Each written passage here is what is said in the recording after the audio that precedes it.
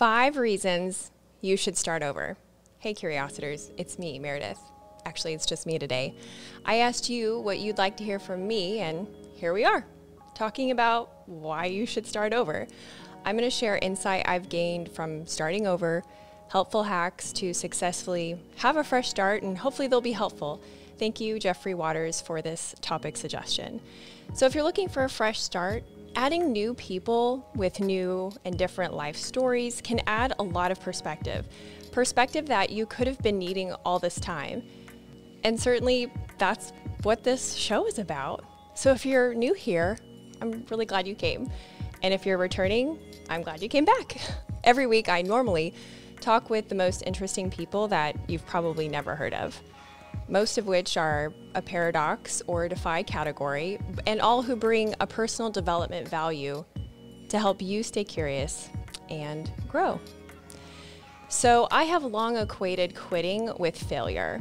You know, there's no try, only commit. And once you commit, you don't quit because you're too legit to quit.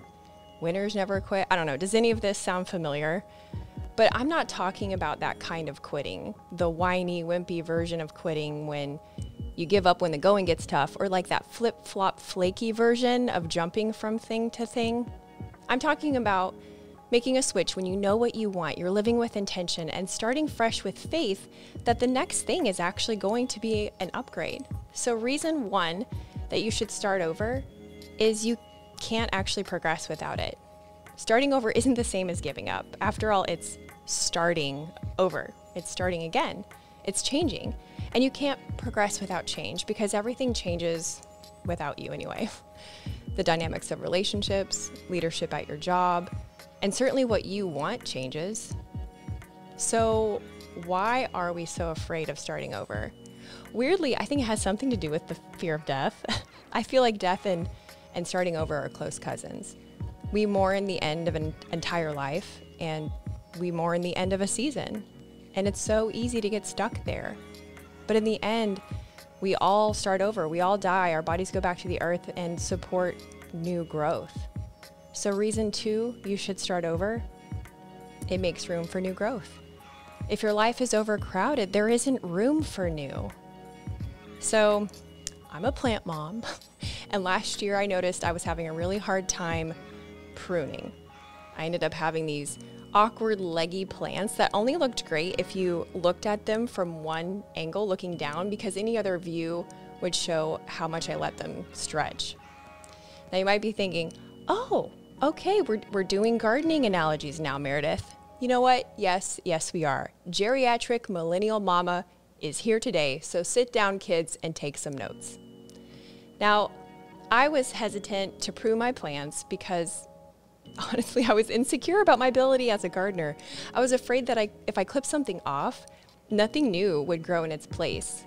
And I assumed that everything I could see with my eyes was the best it was going to get. But here's the deal. How you do some things is really just how you do most things. And for me, gardening, it's not just gardening. I have a hard time letting go of good for great. I tend to look at things from one perspective and go, yep, that's great. That's the best angle, and I'm doing good. But the truth is, pruning takes practice, and it's one of those trust-building muscles that you gotta use it or you lose it. So if you see me outside pruning and I have like a furrowed brow and my pruning scissors, just know I'm doing deep, serious inner work. So making space allows you to realize what you actually want. Asking yourself what lights you up. If your life is overrun, you barely have time or mental energy to assess where it is that you're going, and years could go by before you realize it. So making space is really important. Prune that shit back. Reason number 3, you should start over. You'll realize that you're more capable than you think you are. Starting over is really about facing your fear. It's about taking the trust that the world is a big place with lots of people and resources and opportunities that will grow in the place of whatever you're doing now. Starting over also takes faith in yourself that you will grow into the new thing, the new career, the new opportunity, whatever it is. It's tempting to stay with the same friends, in the same town, in the same shitty job, etc., because our brains have actually been calibrated to that dysfunction. Humans are actually really amazing creatures that way. We're so adaptable, but adaptation is just about survival. We have a higher level ability, which is to think about what we're thinking about. Because starting over, a lot of the times, starts with our thoughts. Reason number 4 to start over, there's more to gain. It's not all about removal. Have you ever not liked someone for so long you actually can't remember why? Maybe a fresh start means getting to know the current version of each other, with the understanding that you may still not really like each other, and that's okay. But maybe it's worth exploring. It could also mean adding a new idea to your life, a new group of people, adding a healthy routine. I mean, if the idea of starting over freaks you out so much, try adding more of what you want and see what feathers it ruffles. Who or what protests? Maybe it's time to prune. Reason number 5 to start over is it will benefit your mental health. I think chemically, our brains get stuck in a dopamine loop. You know, they're trying to problem solve how a past relationship or like a job, how it could have been better, lasted longer. We ruminate, making ourselves not present with the ones we're with. So in this example, I'm talking about you physically have already started over, but mentally, you're still watching those reruns. Starting over takes place physically, but just like being stuck, it's a mental status too. I mean, if you physically started over, love the one you're with, your partner, your job, your body at its current stage of fitness, whatever it is. Don't miss out on being in that space because your head is somewhere else. And starting over for me initially happened when I got divorced, and then nearly every day after that, as I refigured out who I was and what I wanted.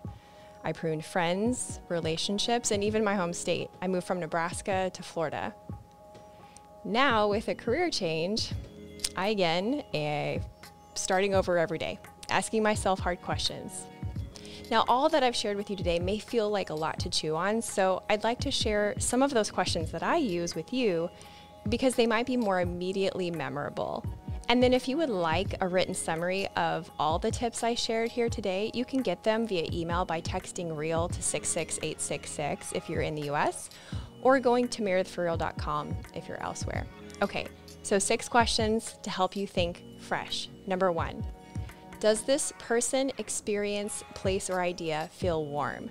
This comes from a game I used to play as a kid I call Hot, Hot, Cold, where your friend would pick something out of the room and you move toward it.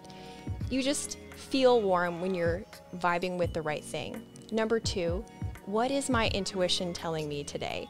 What's that idea, that person, that thing that keeps popping up every day and kind of nagging you? Next is, how is that different than what is on my to-do list? Number 4, what can I do today? What can I do tomorrow that would make it better than today? And number 5, what can I do today that I've been saying that I would do? And lastly, how would it feel if, and then fill in the blank. So that one's really fun because it's literally very open-ended. How would it feel if I sold everything and lived in an RV? It's basically a great way to have thought experiments. And so experiment with those. And remember, you can do it. You've got one life. Don't stay in relationships just because you're afraid of what people will think, or that you think you can't do better, or don't stay in jobs that you've outgrown. Don't stay in the town that you were born in just because you're afraid of the unknown. Your person is out there. Your people are out there. Your opportunity is out there. Whether you start over completely or just in one area of life. That's all you get, one life, friend. So no one comes to the end of their life and says, gosh, I wish I played it safer. It's better to have some funny stories of things you tried than that deep cutting regret of things left unexplored. So go explore, stay curious, and grow. Hey, you're still here. That's awesome. Hope to see you next week too. I talk with the most interesting people that you've probably never heard of. Most of them are paradoxical and bring an opportunity for you to grow as a person. So if you like bright, meaningful entertainment, be sure to subscribe and hit the bell for notifications.